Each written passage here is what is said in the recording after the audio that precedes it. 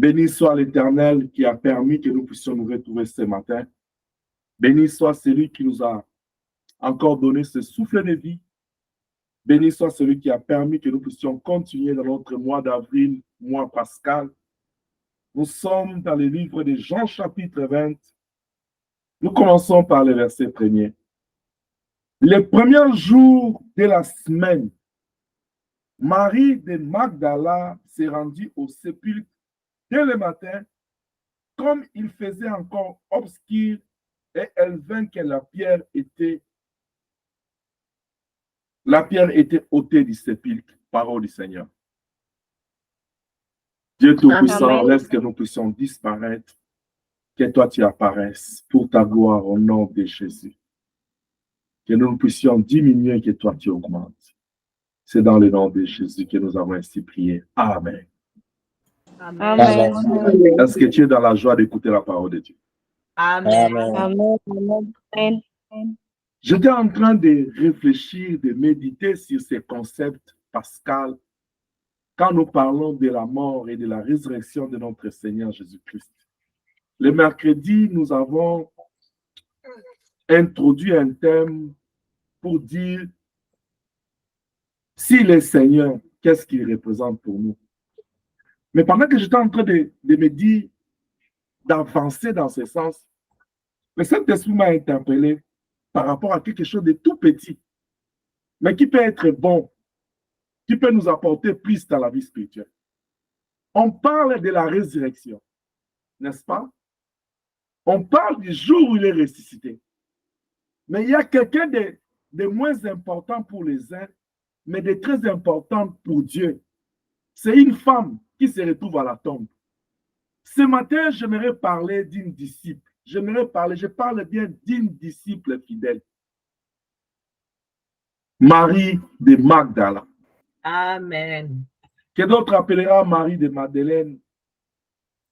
Mais nous, la Bible dit, les premiers jours de la semaine, Marie de Magdala s'est rendue au sépulcre. Regarde, on dit, il faisait encore obscur. Ce n'était pas le jour, c'était tôt le matin, il faisait encore obscur. Je vais te mettre dans le contexte. Il n'y avait pas encore la révolution de la modernité.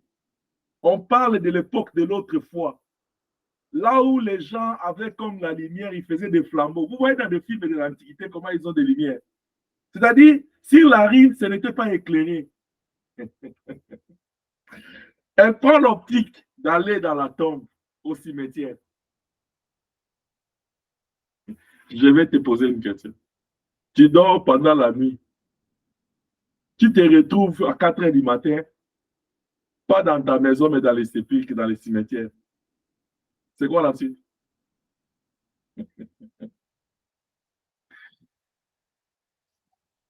C'est aujourd'hui, avec la dépravation de mœurs, que les morts ne sont plus respectés et la mort n'est plus à craindre.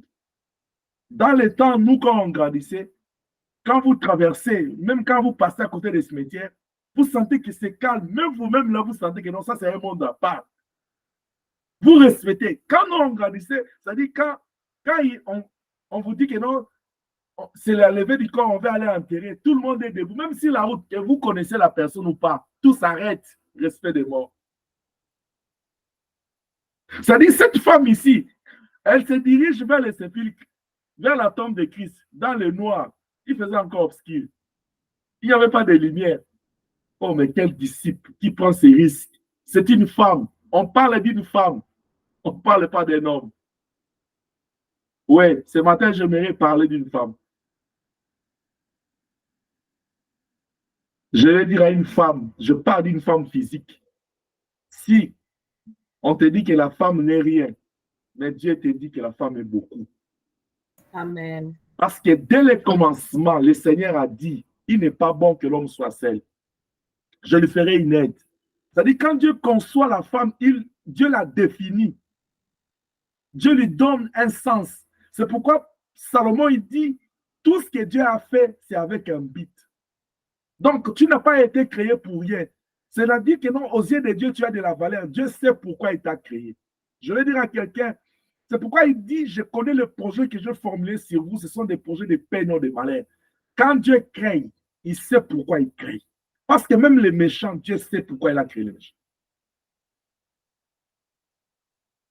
Alors arrête de te minimiser. Non, je ne suis pas en train de te dire de trop te considérer. Ça, c'est mauvais. Mais seulement arrête de te minimiser. Arrête de te réduire. Arrête de perdre. Voilà ce que je voulais te dire. Arrête de perdre confiance en toi-même. Celui qui est en toi est plus fort que celui qui est dans le monde. Celui qui t'a créé, c'est le Dieu Tout-Puissant. Amen. Partant de la création, il t'a donné de la valeur.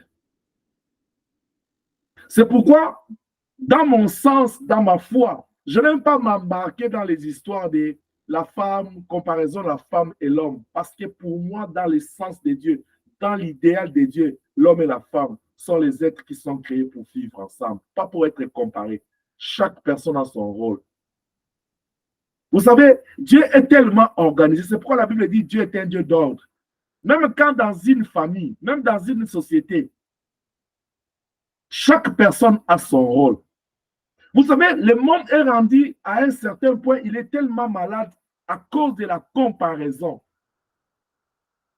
Mais pendant ce temps, le monde lui-même nous dit la comparaison n'est pas raison, n'est-ce pas?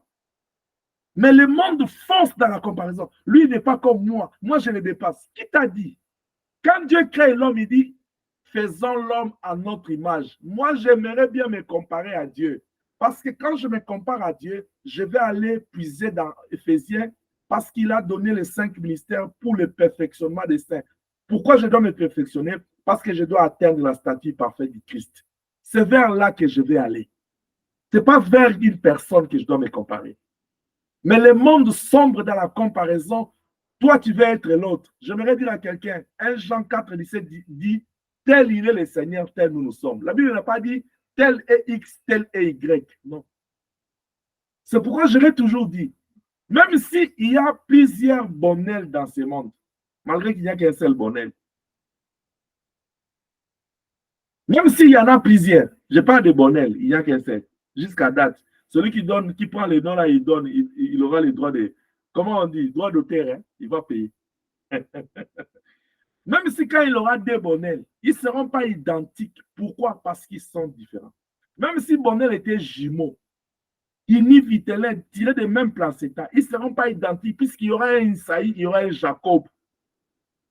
La Bible même va plus loin, il dit que donc, quand Isaïe sort, Jacob ne tire pas les talons. Malgré il a tiré, Isaïe est toujours né. Même quand c'est pas la césarienne là, les médecins sortent toujours un, il dit celui-là, après il sort deux.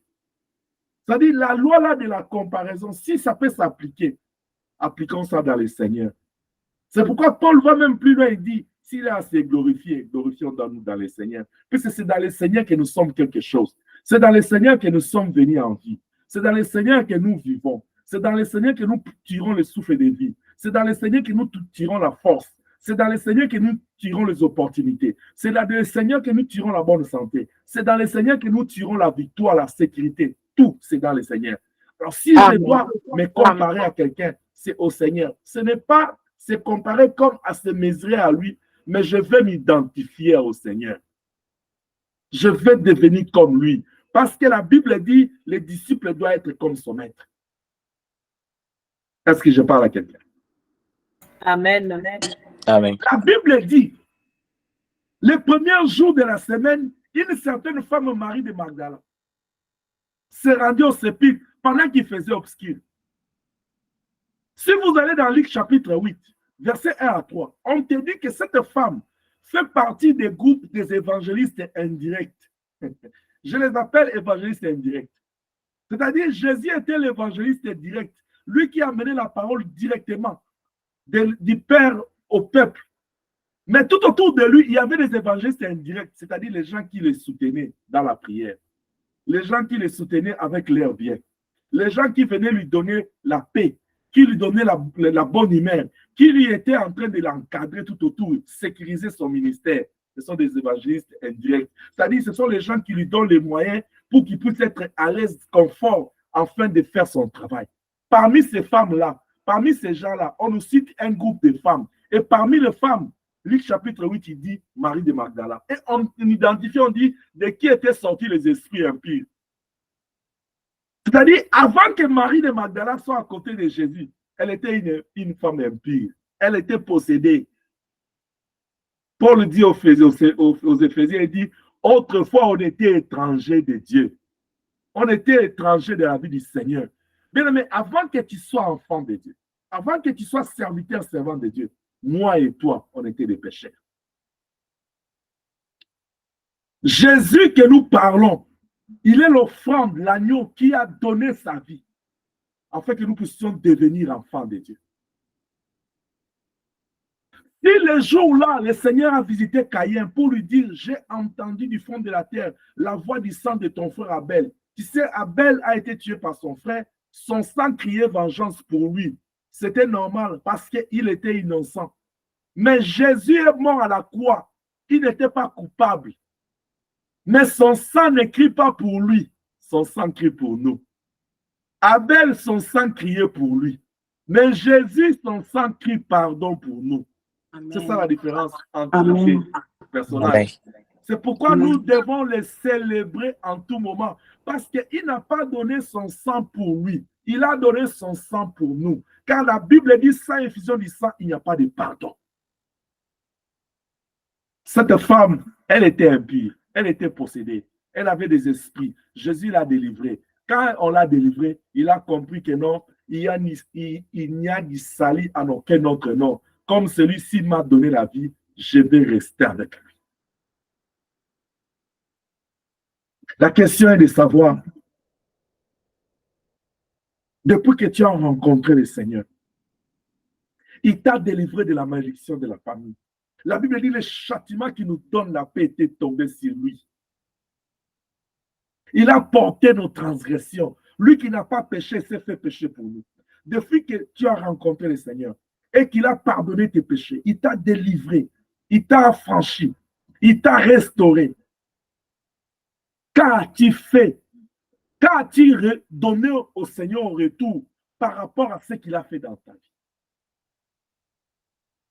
L'Église est remplie aujourd'hui des anti-Marie de Magdala.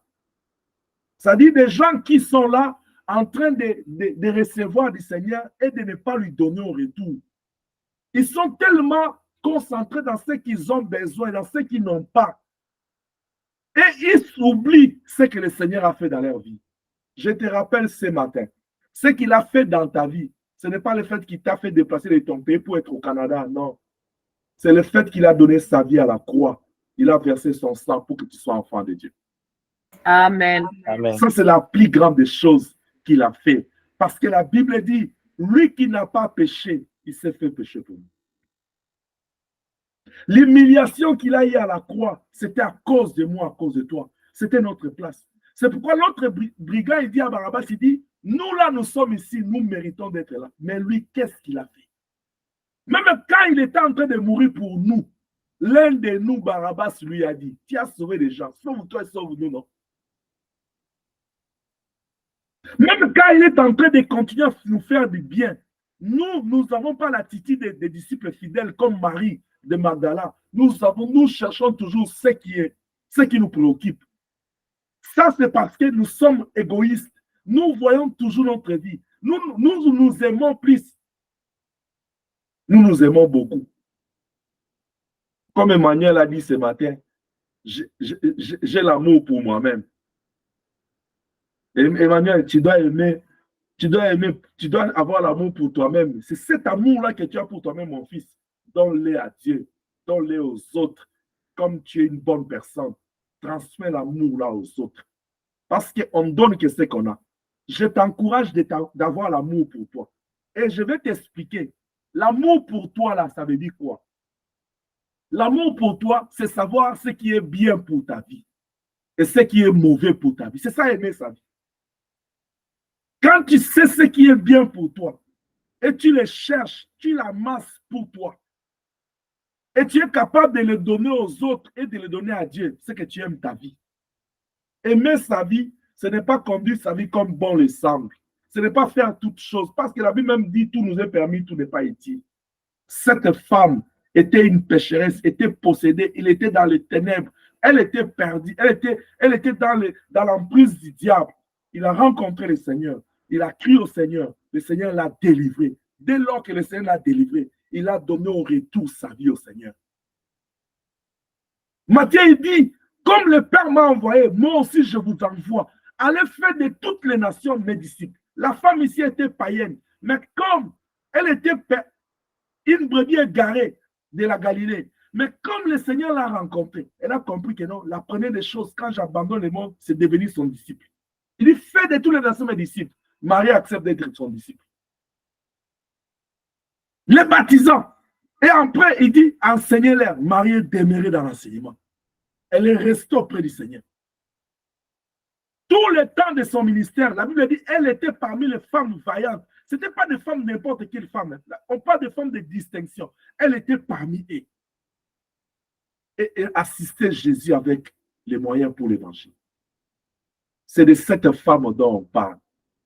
Si vous allez dans Jean chapitre 19, verset 25, vous allez voir que la Bible dit, quand ils étaient à la croix, parmi les dans le groupe de femmes qui étaient là, Marie était là dedans, de Magdala. Elle était là. Quand les hommes fuyaient, les autres apôtres fuyaient, cette femme-là était là. Arrêtez avec les femmes. Arrêtez de déconsidérer les femmes, de les minimiser, de les mépriser. Vous aussi, les femmes, arrêtez de perdre confiance en vous-même. Au lieu de perdre votre temps dans la distraction, dans le sommeil, formez-vous. Ayez la vision des grandes choses. Dans ce pays ici, où coule le lait du miel, si je peux dire entre guillemets, si tu veux aller loin, il faut te former. Si tu ne veux pas te former, tu seras toujours en train de faire ce qui est pas. Parce qu'on ne te donnera pas un poste qui demande un master. Il maîtrise tant que tu n'en as pas. Tu vas seulement commencer à regarder les autres. Après, tu dis, nous sommes venus les accompagner. Moi, si tu me dis que tu es venu m'accompagner, alléluia, Hosanna, j'ai besoin des accompagnateurs. Parce que moi, je suis en train de viser loin. Il m'a dit, je serai de la tête et non de la queue. C'est la parole de Dieu qui a dit. Mais pour devenir de la tête, ce n'est pas seulement le fait de dire alléluia, amen à la prophétie, tu fermes les bras. Non, tu dois travailler. La Bible dit, Dieu, il donne à Adam et Ève les jardins d'Éden. Tout était beau, tout était délicieux. Mais qu'est-ce que la Bible dit? Il leur dit cultivez-les, gardez-les. C'est-à-dire, il ne devait pas reprendre les jardins d'Éden et croiser les bras. Non, non. Il devait travailler. Tu veux devenir grand. La grandeur vient en travaillant. Il y a un prix, il faut payer. La Bible dit, il a donné sa vie à la croix. C'est pourquoi Dieu l'a élevé souverainement. Il a souffert. Pour être élevé, il devait payer le prix. Toi, tu penses que non, pour être grand dans la vie, il faut croiser les bras, il faut parler en langue. Parle en langue. Prends seulement la casserole, mets sur les réchauds là. Ne mets pas de l'eau, commence à parler en langue. Si ça va devenir la pâte, tu vas manger. Parle en langue. Ou bien tu penses que non, pour devenir grand là, il faut porter un cravate, changer de voix, tu dis, je suis le pasteur. Non, il faut que tu payes le prix. Sans le prix, tu ne peux pas. Cette femme ici, elle a payé le prix pour aller constater qu'il est ressuscité.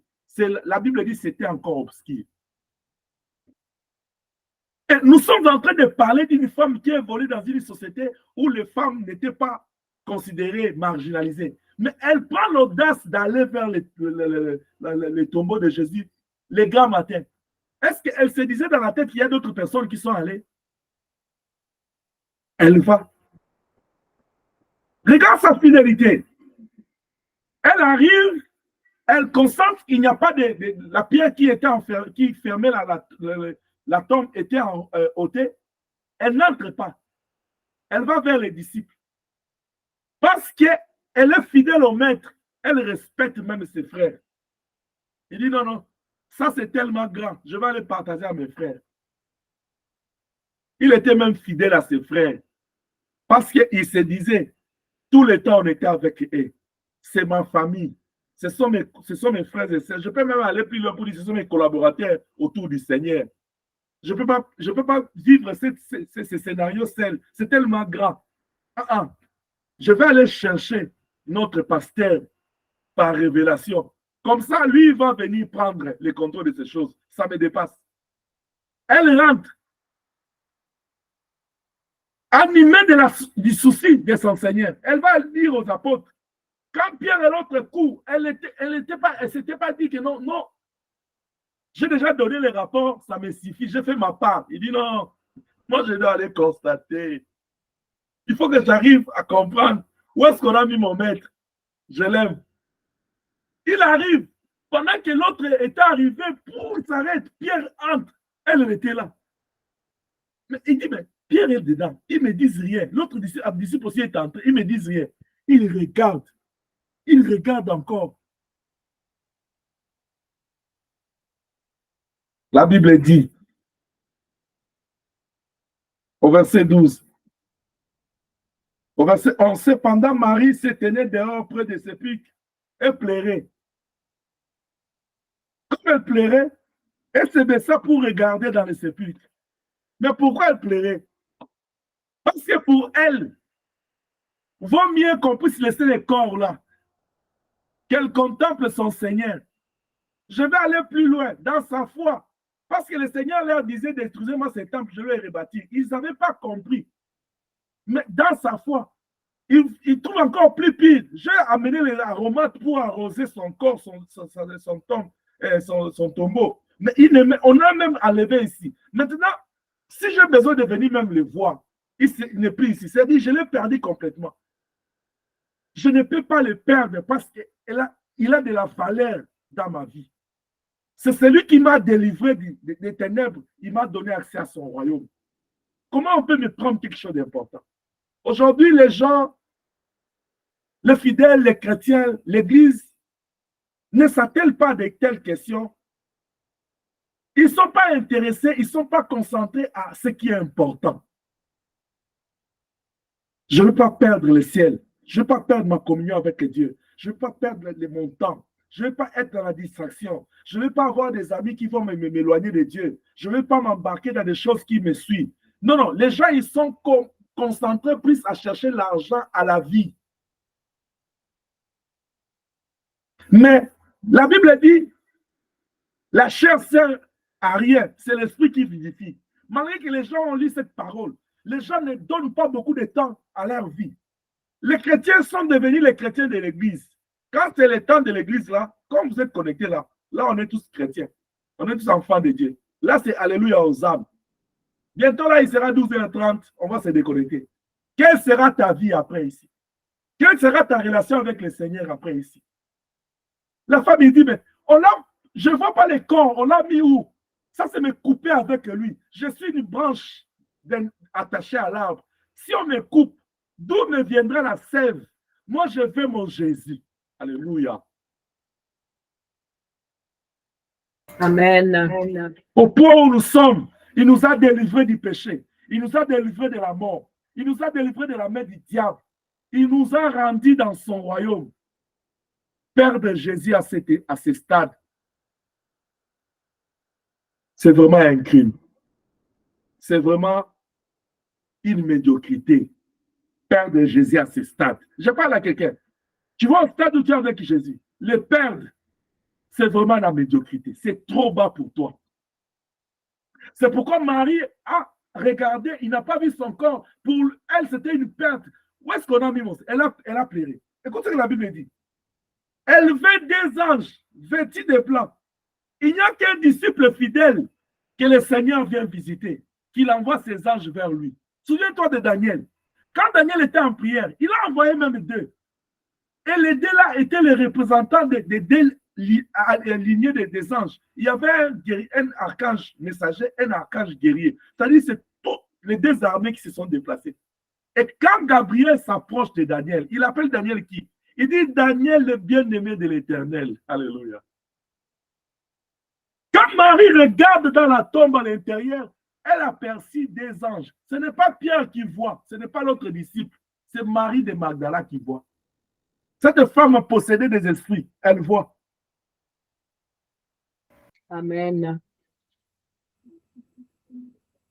Elle fait des anges vêtus de blanc assis à la place où était couché le corps de Jésus. L'un à la tête, l'autre au pied.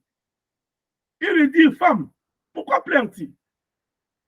Elle répondit, parce qu'on a enlevé mon Seigneur et je sais où on l'a mis. On l'a enlevé, je sais où on l'a mis.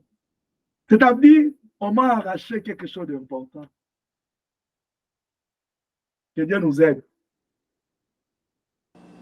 Bien aimé, il arrive, des fois le Seigneur ici, son trône, il nous regarde, il est choqué. Parce que quand nous perdons la communion avec Dieu, quand nous perdons la relation avec Dieu, nous ne sommes pas si affectés que quand nous perdons l'argent, quand nous perdons des choses de ce monde. Mais regarde cette femme, elle est inquiète parce qu'elle ne sait pas là où on a mis son Seigneur. Quel est le sentiment qui monte dans ton cœur, disciple du Seigneur, quand tu perds, quand tu t'absentes à la prière, quand tu passes toute une journée sans méditer? Il y a des gens, ils écoutent la parole de lundi à mercredi une fois, c'est le mercredi le soir. De mercredi à dimanche, c'est une fois, c'est le dimanche à 10h30. Le reste du temps là, il est dans yo lélé. C'est toute sa vie, c'est comme ça. Où est passée ta Bible?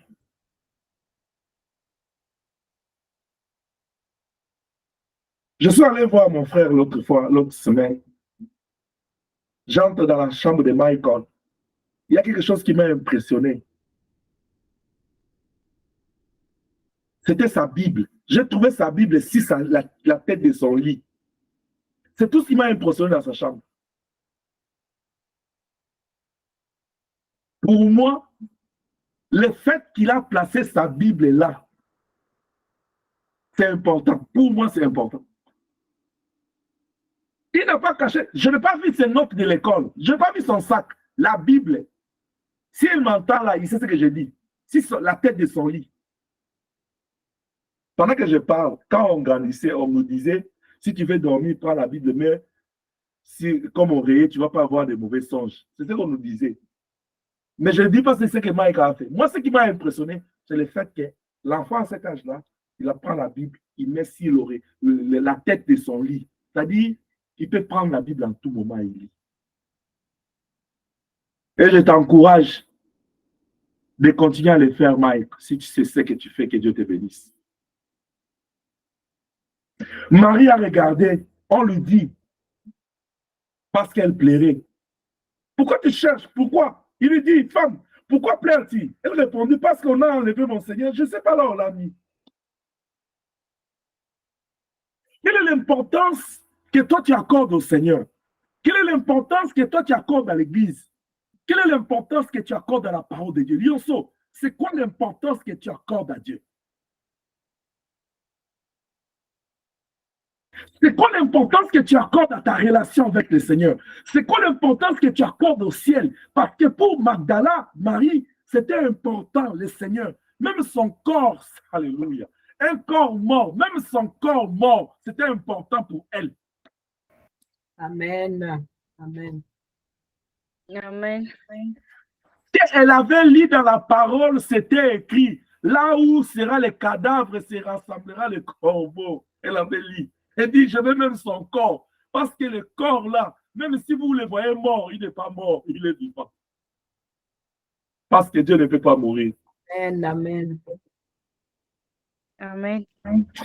En disant cela, elle s'est retournée, elle vit Jésus debout.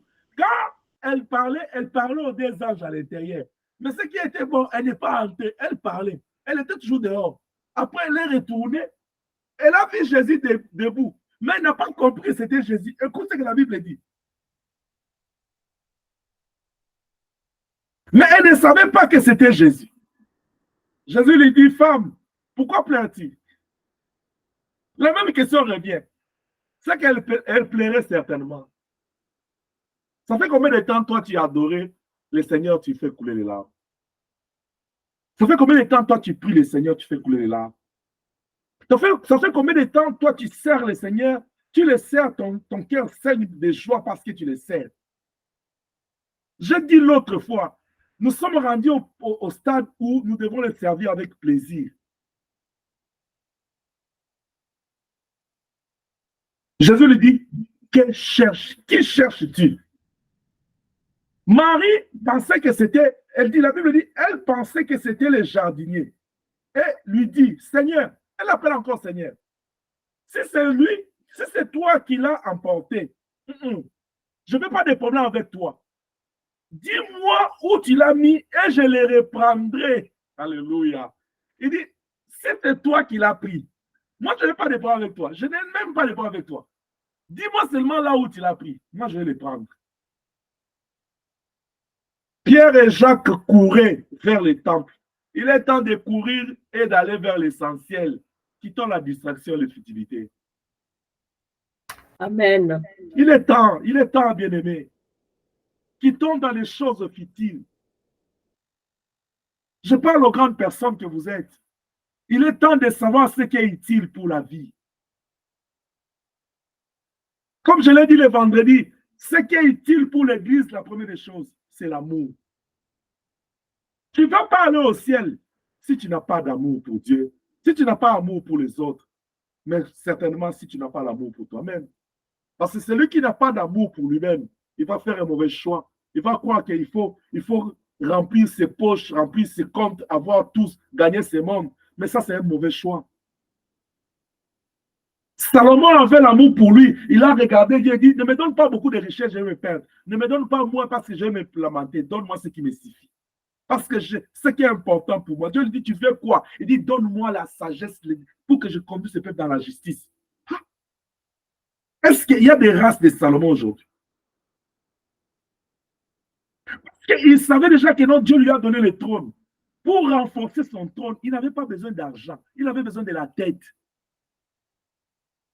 C'est là que je t'ai dit, tu veux monter dans ce pays, tu veux monter dans la vie, peu importe là où tu es, tu dois chercher à avoir une tête bien faite. Il y a des fois, nous passons à côté de notre bénédiction à cause de notre tête. Pas de l'esprit. Écoutez, je ne vais pas te dire que tout ce que l'homme doit être, c'est être seulement spirituel. Ça, ce n'est pas un homme idéal.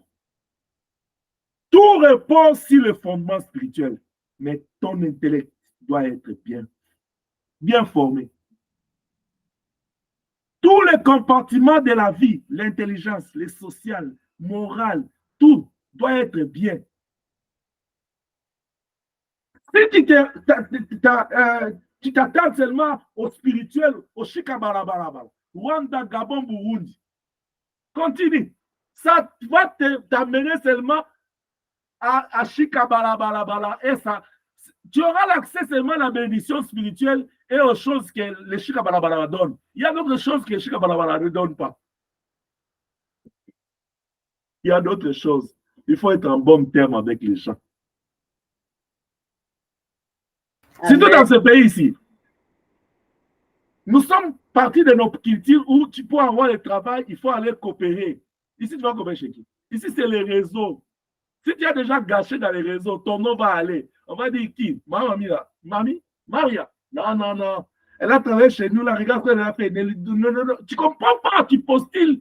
On ne t'accepte pas. Tu ne comprends pas. Tu es en train de voir les autres venir après toi, ils montent. Toi, tu es là. Parce que tu ne sais pas ce qui est important. Que Dieu nous bénisse. Amen. Elle dit, c'est toi qui l'as pris. Montre-moi, parce que je vais le reprendre. J'ai dit à quelqu'un ce matin, Jésus-Christ est ce trésor. C'est cette richesse-là. C'est cette pierre précieuse que tu dois chérir dans ta vie, garder ça jalousement. Quand tu vois que ça a tendance à sortir de ta maison, suis ça. Est-ce que tu as besoin de l'air frais? Je t'accompagne. Il est temps, rentrons, puisqu'il y a la tempête de neige qui va venir dehors. Jésus, mon Jésus, rentrons dans la maison. Si te dit, pourquoi tu es avec moi, tu dis, moi et toi, c'est collé, cimenté, bétonné. Je ne te lâcherai pas. Amen. C'est comme ça, Jésus. Tu dis à Jésus, là où tu mets ton pied, moi, je suis là. Parce que toi, tu m'as dit qu'il sera avec moi jusqu'à la fin des temps. Il t'a promis ça. Marie dit, dites-moi seulement là où vous l'avez mis. Moi, je n'ai pas un problème avec vous. Je ne vais pas vous porter plainte. Je ne vais pas aller dire aux gens que c'est vous. Dites-moi seulement. Moi, je vais les reprendre. Bien, mais quittons les futilités. Allons à l'essentiel. C'est ça un vrai disciple. Il sait ce que les rendez-vous, il a avec le Seigneur. La Bible dit, Jésus lui dit, Marie. Alléluia. Quand Jésus l'appelle maintenant Marie, elle se retourna de nouveau et dit en hébreu Rabouni, qui signifie maître. Je t'ai dit le mercredi que le Seigneur veut dire première signification, c'est maître. Il appelle encore Seigneur, après il appelle Rabouni. Il dit maître. Jésus lui dit, ne me touche pas, car je ne suis pas encore monté vers mon Père. Mais va trouver mes frères, dis-leur que je monte vers mon Père et votre Père, vers votre Dieu, mon Dieu et votre Dieu. Marie de Magdala alla annoncer aux disciples qu'elle avait vu le Seigneur et qu'elle lui avait dit ces choses. La fidélité des disciples. Le Seigneur lui dit, elle rentre encore vers les disciples pour aller leur dire. Combien de fois le Seigneur t'a dit des choses? Combien de fois tu l'as fait? Combien de fois tu as promis au Seigneur? Combien de fois tu l'as fait? Où est-ce que tu es rendu dans tes promesses avec Dieu? Je vais parler. Je vais t'aider. Nous sommes devenus tellement rigoureux avec Dieu. Dieu qui avait dit, dans toutes nos prières, on rappelle à Dieu nos promesses. Mais quand est-ce que Dieu va te rappeler tes promesses vers lui? Tu l'as promis beaucoup. Mais quand est-ce que lui va te rappeler? Parce que moi et toi, là, on lui rappelle toujours. Tu avais dit dans ta maison, quand je te servirai, tu béniras mon Père. Oui, il avait dit, celui qui avait dit là, il est fidèle. Mais toi et moi, ce qu'on lui a promis là, qu'est-ce qu'on fait? Marie était fidèle. La fidélité, c'est cet attachement qu'on a envers son maître. Parce qu'il est Seigneur, il est notre maître. Nous devons lui être attachés. Attachés pour vivre avec lui toujours. Attachés pour ne pas le perdre. Attachés pour ne pas l'abandonner. Attachés pour ne pas s'éloigner de lui. Attachés pour conserver notre relation, notre intimité avec lui. Attachés pour l'écouter toujours et faire ce qu'il a besoin. Même à son absence, Marie a écouté, le Seigneur lui a dit. Elle est rentrée vers les disciples. Que le Seigneur m'aide de faire toujours l'œuvre de Marie. C'est-à-dire, même si toi, tu ne m'écoutes pas, moi, je vais venir te dire ce qu'il a dit. Amen. Quand Marie est allée vers les autres, la première fois qu'elle leur a dit que non, il n'y a pas de pierre, la pierre est enlevée. Bien aimé, on dit qu'elle est partie tôt le matin. C'est-à-dire, quand elle est rentrée là, soit c'était encore l'obscurité, soit c'était très tôt. Tu sais la question des gens comme Thomas là, il dit, ah, regarde-nous cette fois. Il est 6 heures là, elle est allée là-bas qu'elle est. Il n'y a que deux qui sont sortis. Il n'y a que deux. Où sont passés les autres? Les 9 autres étaient où? Parce que l'Iscariote, vous savez, sa destinée à cette époque-là. Où sont passés les 9? Ils sont seulement 2 qui sont allés avec elle. À la première information. Elle rentre encore et dit, cette fois-là, ce n'est pas la pierre qu'on a enlevée. Il dit, le Seigneur m'a apparu, il m'a dit de vous dire.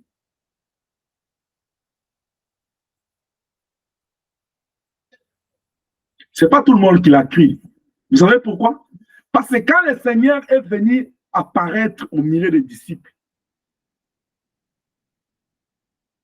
ils étaient stupéfaits. Il a dit que la paix du Seigneur soit avec vous, c'est moi.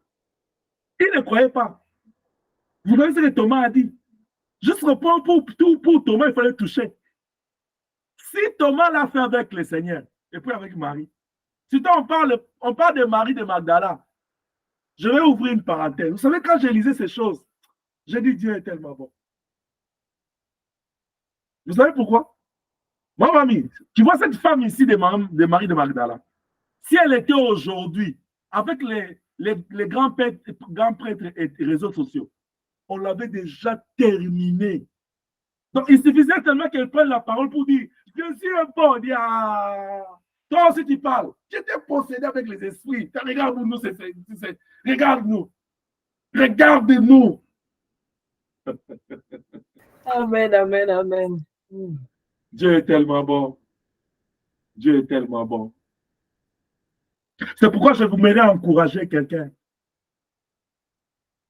Quand le monde s'élève pour t'empêcher comme Bartimée, fatigant, poursuivant toujours, nous continuons à aller de l'avant, mais à la manière des disciples, nous devons courir maintenant. Ne regarde pas ce qui était derrière toi, parce que ce qui est derrière, il a payé le prix à la croix. Les péchés que nous avons hérités de nos pères, ce que nous avons commis, il a payé à la croix. Vous savez, j'étais en train de me poser la question. Tellement sur les réseaux là, il y a tellement de juges, des tribunaux et de cours d'appel, des cours suprêmes. Il faut leur poser la question comme on avait demandé à Moïse, qui vous a établi juge entre nous? Amen. Ça, c'est la première question que je vous envoie pour méditer. Deuxième question. Voilà pourquoi vous n'êtes pas de bons juges. Parce qu'un seul est bon juge, c'est le Seigneur Dieu Tout-Puissant. Vous tous qui jugez les gens là, un jour je veux vous parler du jugement que nous portons aux autres. Comment ça condamne les gens, comment ça les engloutit. Il y a un seul qui est un bon juge. Pourquoi il est bon? Puisqu'en lui, il n'y a pas de péché, il n'y a pas d'impureté. Il peut juger l'autre. Mais moi, je ne suis pas un bon juge parce que je ne suis pas parfait. C'est pourquoi le jour-là, dans Jean 8, quand on a amené la femme par les juges-là des réseaux sociaux des temps de la femme-là, hein? Quand ils arrivent devant Jésus, Jésus leur dit, vous êtes des juges, n'est-ce pas? OK.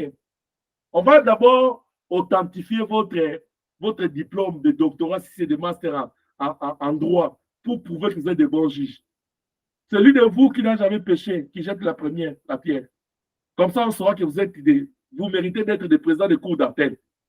Chaque personne a déposé sa pierre. Il a dit, le master que j'avais là, ce n'était pas correct. Je viens de passer au jury, j'ai échoué à la question. Tous sont partis. C'est-à-dire, même quand on pointe les autres, nous-mêmes, on est dans les mots, dans les mal.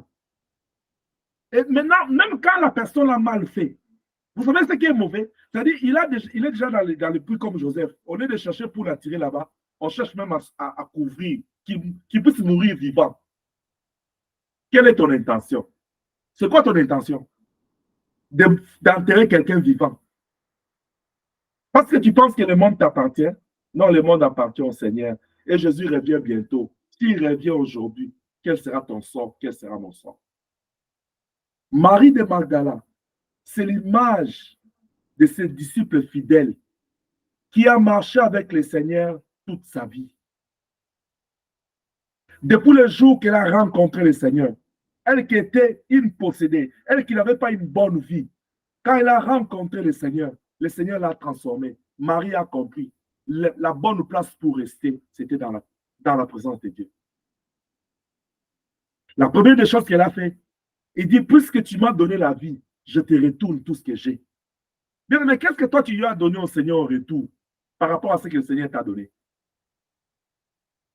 On est là toujours dans la prière. Dieu, donne-moi. Le Seigneur, tu m'avais promis. Dieu, depuis que je te demande, pasteur, moi je ne vois rien. Tu ne vois rien. Tu ne vois rien. Parce que tu as des choses à donner au Seigneur en premier.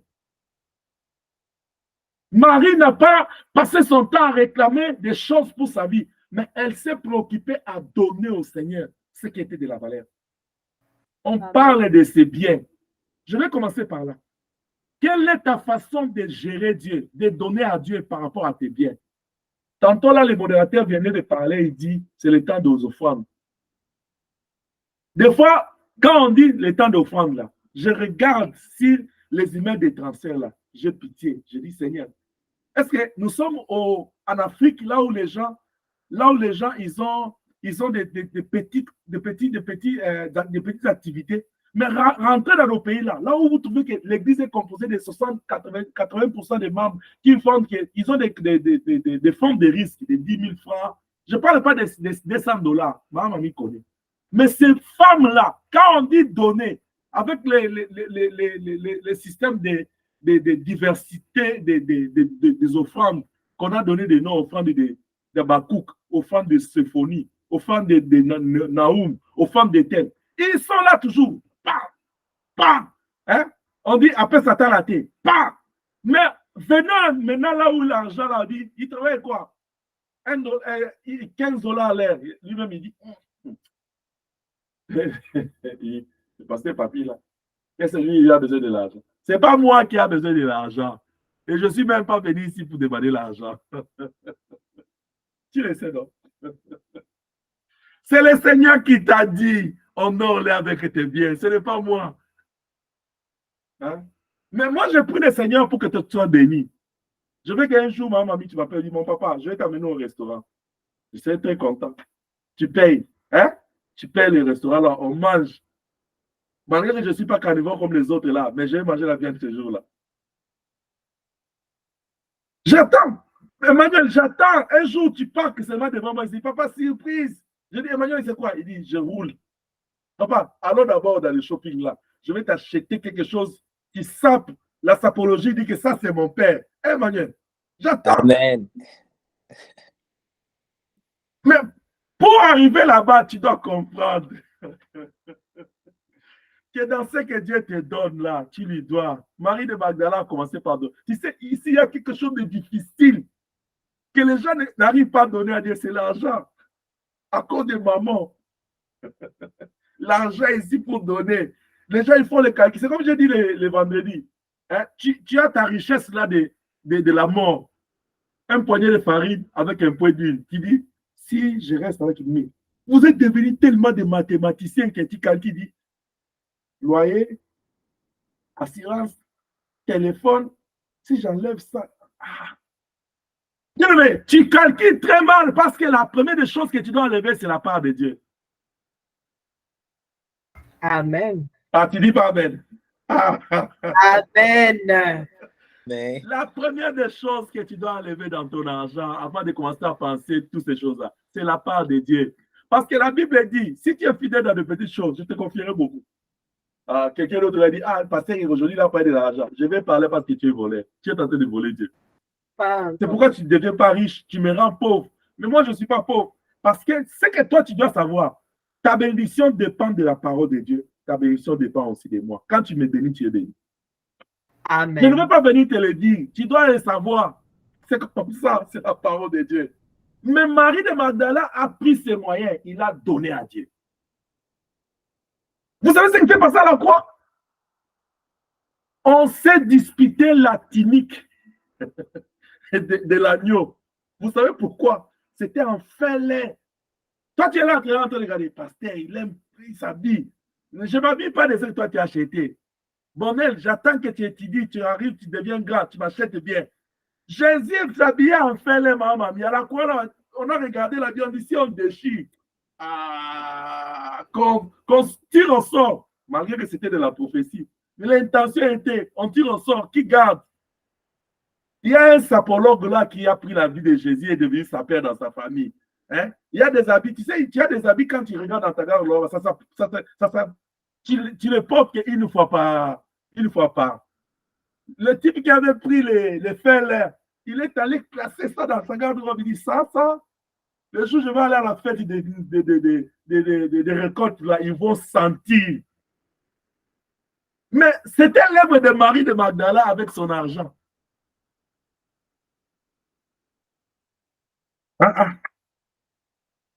Diane, j'attends que tu puisses être béni beaucoup pour que tu m'achètes un vrai mon compte. Comme ça, quand je compte ça bien, j'entre dans l'église, on dit, c'est Diane, il a fait bien son père. Diane, tu dis pas, mais. Marie de Magdala, elle a mené à Dieu, à Jésus, tous ses biens. Vous savez, l'argent, c'est tellement compliqué. Celui qui est capable de donner l'argent, je parle de l'argent. L'argent ici, écoute-moi, si tu as la facilité de distribuer, de partager l'argent avec les gens, tu es capable de partager beaucoup de choses. Amen. Mais si toi, tu attends toujours qu'on te donne, et quand tu en as, tu n'es jamais rassasié. Il y a des gens, même quand ils regardent son compte, ils disent, c'est pas beaucoup. Mais c'est ça que toi, tu as travaillé pour que tu puisses avoir, non? Tu veux que ça devienne beaucoup comment?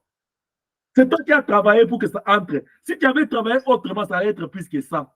Et la bonne manière de travailler, puisque c'est de donner à Dieu, c'est de te former pour monter. Il n'y a que deux façons. Tu donnes à Dieu, Dieu te retourne au centime. Tu te formes, soit à l'école, soit dans l'expérience, tu montes. On te fait monter le salaire. Si tu es là à croiser les bras, tu dis Rwanda, Gabon, Burundi, Rwanda, Congo, Tanzanie, tu vas rougir là. Tu verras les Kéats qui grandissent, ils deviennent des grandes personnes. Tu dis, on est venu les accompagner. Kéat va te dire thank you, qui était venu m'accompagner. C'est tout.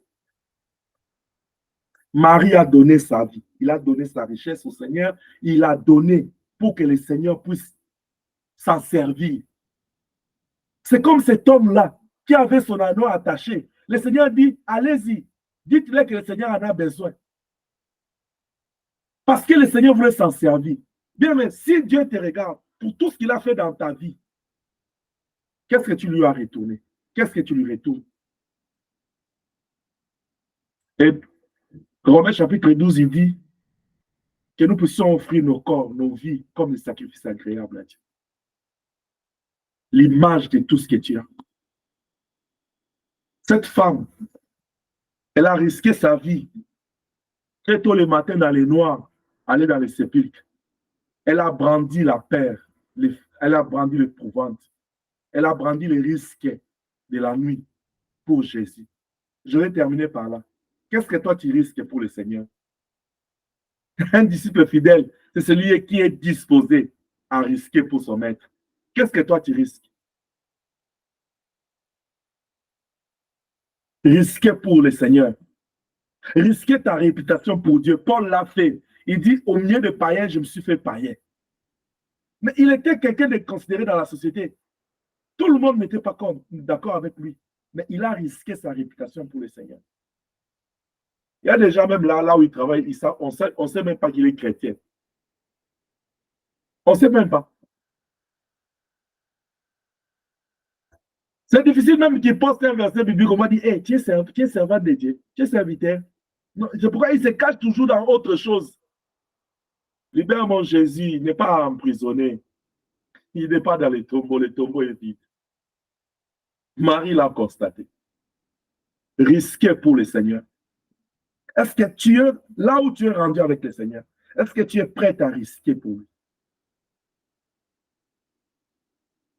La Bible dit, celui qui m'honorera, je l'honorerai devant mon Père. Celui qui me niera, je le nierai aussi. Je t'exhorte au nom du Seigneur Jésus-Christ de ne pas être dans le nombre de ceux qui vont dire Seigneur, Seigneur, et il va leur dire, retirez de vous de moi, je ne vous ai jamais connu. Mais un disciple fidèle, c'est celui quand le maître le voit en train de souffrir, le maître vient vers lui pour lui poser la question, ma fille, pourquoi tu pleures? Parce que le maître sait, il se retrouve en lui. Le maître sait qu'est-ce qu'il tire dans ces disciples-là. Mais tu sais, si tu es préoccupé pour Dieu, Dieu va se préoccuper pour toi parce que Dieu a son intérêt en toi. Souviens-toi de ce que j'avais dit l'autre fois, un figuier stérile qui occupe inutilement l'espace dans le jardin de Dieu. Ça servira à quoi? À être coupé, jeté dans le feu. Est-ce que c'est le sort que tu veux pour ta vie? Non, non. Sois fidèle. Tu es une servante de Dieu, tu es un serviteur de Dieu, tu es un enfant de Dieu, tu es disciple du Seigneur. La fidélité, c'est le fruit de l'esprit. Reste attaché à ces dieux, en celui que tu as cru, peu importe les circonstances. Donne ta vie au Seigneur, donne ton argent au Seigneur, donne ton temps au Seigneur, donne ton cœur au Seigneur, donne ta maison, ta famille, tout ce que tu appartiens. Laisse Jésus régner dans ta vie en premier. Donne la priorité de ta vie à Jésus. Laisse que Jésus soit les délices de ta vie. C'est en cela que Marie est arrivée. Il dit, j'étais dans ce monde, j'ai été emprisonné par les esprits. Il m'a libéré, il m'a donné la bonne vie. Moi, je fais chez Jésus. Partout Jésus allait, Marie était avec. Et partout Marie allait, elle était avec le Seigneur. C'est pourquoi quand elle n'a pas vu son corps, elle était préoccupée. Elle s'est vue comme une femme, comme une veuve, comme une femme abandonnée qui a perdu quelqu'un de très important. C'est ce qui lui est arrivé. Amen. Ne perds pas Jésus parce qu'il est important dans ta vie. Amen. Jésus est important. Il est important plus que moi qui te parle. Amen. Parce qu'il est Dieu. Je termine par te dire, Jésus t'aime. Et Amen. tout ce qu'il attend de toi, que tu l'aimes aussi.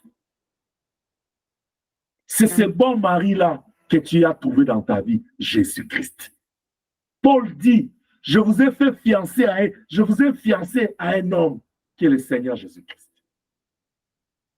Ce fiancé-là qui dit, je serai avec vous jusqu'à la fin du temps. Il dit, je ne vous laisserai pas, je ne vous abandonnerai pas. C'est lui qui a promis, je suis allé préparer des places dans la maison de vos pères pour que vous soyez là où je serai. C'est ce bon mari. Attache-toi à lui. Là où tu es rendu avec le Seigneur, tu n'as pas intérêt d'abandonner, mais tu as intérêt de réfléchir. C'est ce que tu dois abandonner pour que tu puisses avancer avec le Seigneur.